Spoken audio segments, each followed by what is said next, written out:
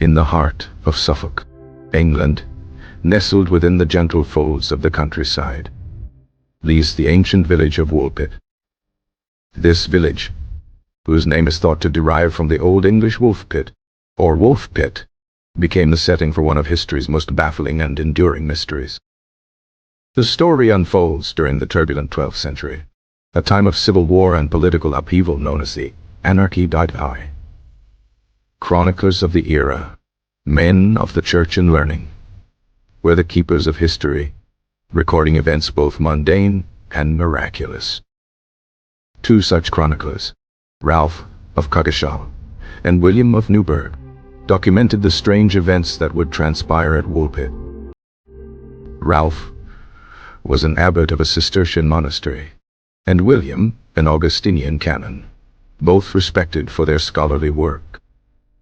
According to their accounts, one day during the harvest, the villagers of Woolpit made a startling discovery. Emerging from one of the ancient wolf pits were two small children, a boy and a girl. This was not, however, an ordinary case of lost children. The pair possessed a characteristic so bizarre it struck awe and fear into the hearts of the reapers. Their skin, from head to toe, was tinged with a distinct and unnatural shade of green. The villagers stood frozen, whispering amongst themselves, unable to comprehend what they were seeing. Adding to the strangeness, the children were dressed in clothes made of a material none of the villagers could recognize. Furthermore, they spoke a language that was utterly unintelligible, a torrent of sounds that resembled no known dialect. The children were clearly distressed, crying and chattering in their strange tongue, looking around in a state of panic. Eventually, the bewildered villagers led the children away from the fields and into the village proper. They were brought to the home of a prominent local landowner, Sir Richard de Cann. Sir Richard, a man of some standing, took the children into his care, offering them shelter and protection. Inside his home, the children were offered food, a gesture of hospitality in any culture. Yet they refused all that was placed before them, turning away from the bread, meat, and other staples of the medieval diet. This went on for several days, with the children growing weaker from their self-imposed starvation. They wept inconsolably, their strange, green faces streaked with tears. Just as the household began to lose hope, some servants brought in freshly harvested broad beans from the garden. Upon seeing the beans, the children's demeanor changed instantly. With great eagerness, they gestured for the stalks, but seemed confused by the pods. According to Ralph of Coggeshall's account, they opened the stalks at the bottom, expecting to find the beans there. When they found nothing, they began to weep once more. A helpful bystander, saying their error, showed them how to open the pods themselves. Inside they discovered the raw beans and began to devour them voraciously. For a long time, these raw beans were the only food they would consume. Life in Richard de Cann's household continued, and the children became a permanent, albeit mysterious, fixture. Sadly, the young boy, who had always appeared weaker and more listless than his sister, began to sicken. Despite the care he received, his health declined rapidly.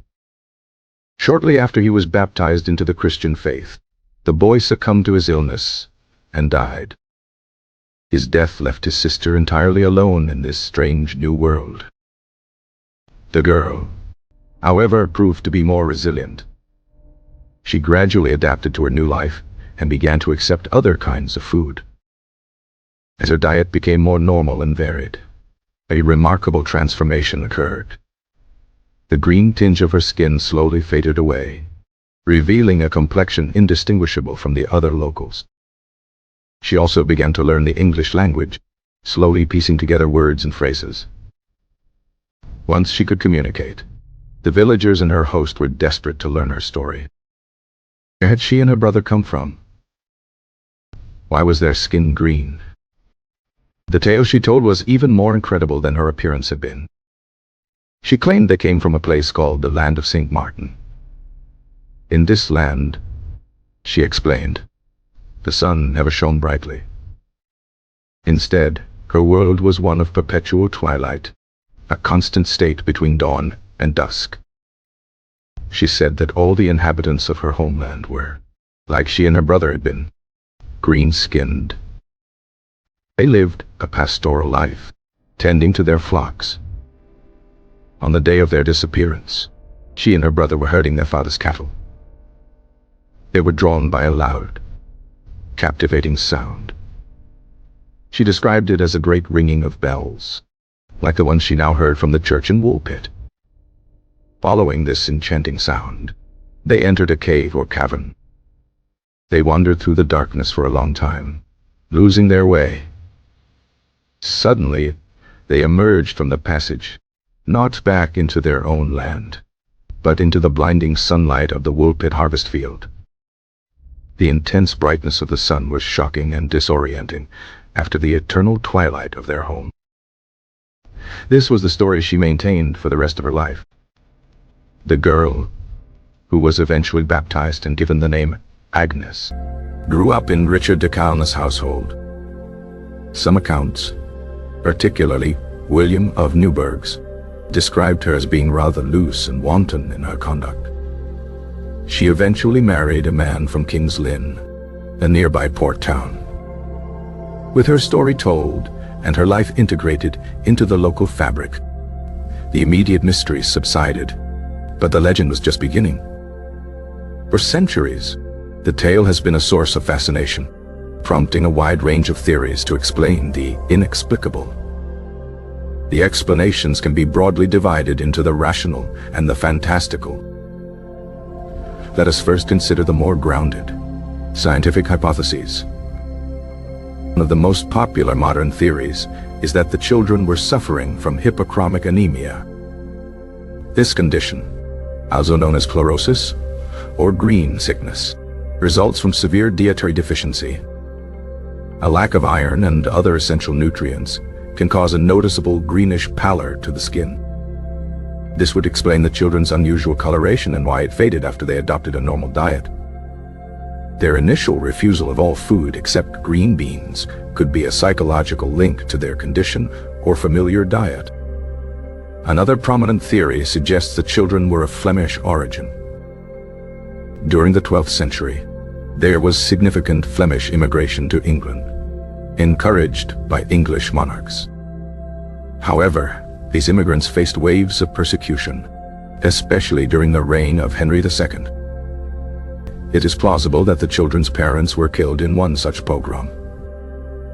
Orphaned and traumatized, the two children could have fled into the dense Thetford forest nearby. Living in the forest's disorienting twilight under the trees, they could have become malnourished. Their strange language would have been Flemish Dutch, and their clothes of Flemish design, both unfamiliar to Suffolk villagers. Their emergence from a cave could be a confused memory of emerging from a mine or ditch where they had taken shelter. A more sinister, though less supported, theory involves arsenic poisoning. Non-lethal doses of arsenic can cause a greenish tint to the skin and neurological symptoms like confusion. Perhaps the children were the victims of an attempted murder, poisoned and left for dead. This could have been part of an inheritance dispute, as in the tale, The Babes in the Wood.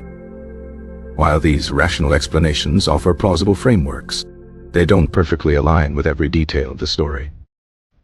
This has left the door wide open for more fantastical and otherworldly interpretations.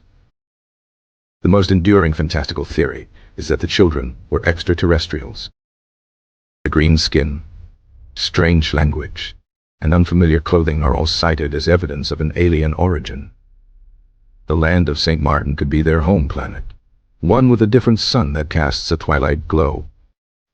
The cave they followed could have been a wormhole or a teleporter malfunction. This theory transforms the story from a historical mystery into an early, close encounter tale. Another set of theories delves not into the sky, but deep into the earth. The girl's own testimony points to a subterranean origin, a world beneath our own. This aligns with hollow earth theories, which propose that the planet's interior is home to unknown civilizations. In this view, the land of St. Martin is a real, physical place located miles below Suffolk. The children might have accidentally stumbled through a portal connecting their world to ours. This idea taps into a rich vein of folklore and mythology about underground realms inhabited by fairies or other beings. Some have suggested the children were fairies or elves, accidentally trapped in the human world. Their green skin would be natural for such nature spirits, and their strange diet and language would be expected. The story could also be a distorted allegory or a piece of pure folklore.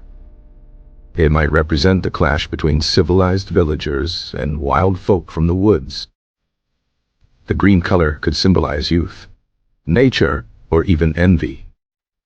Perhaps the story was never meant to be taken literally at all. It could be a morality tale about charity, integration, and fear of the unknown. Each theory has its proponents and its detractors. The Flemish immigrant theory is often favored by historians for its grounding in the period's social context. The chlorosis theory is favored by those with a medical or scientific inclination. The otherworldly theories are beloved by Forteans, ufologists, and those who prefer magic to mundane explanations. The lack of definitive evidence is what gives the story its incredible longevity. There are no bodies to examine, no artifacts to analyze. All we have are the words of two chroniclers, writing decades after the alleged events. Ralph of Coggeshall claimed to have heard the story from Sir Richard de Calne himself, adding a layer of credibility. William of Newburgh admitted he was skeptical at first, but was convinced by the weight of testimony. But memory is fallible, and stories can be embellished in the telling. Could the green color have been an exaggeration that grew into a central fact? Is the girl's story of a twilight land a product of childhood trauma, or a fantastical invention to explain her origins? We are left with a tantalizing puzzle, a historical event that straddles the line between fact and folklore. The story forces us to question the nature of reality and the limits of our understanding. It speaks to a primal fear of the outsider, the other who appears at the edge of our community. It also speaks to our capacity for compassion and acceptance in the face of the unknown. The fate of Agnes, the green girl who became an English wife, is the final piece of the puzzle. Did she ever tell her own children the story of her strange arrival? Did she ever long for her lost brother, or her world of perpetual twilight? Her descendants may even live among us today, entirely unaware of their extraordinary ancestry. The wolf pits of Woolpit have long since been filled in. The world of the 12th century has vanished into the mists of time. Yet, the story of the two small, green-skinned children endures. It remains a testament to the power of mystery and the human need to find answers. Are they aliens, orphans, or fairies? The truth, it seems, is lost to the ages, leaving us only with the haunting, beautiful question.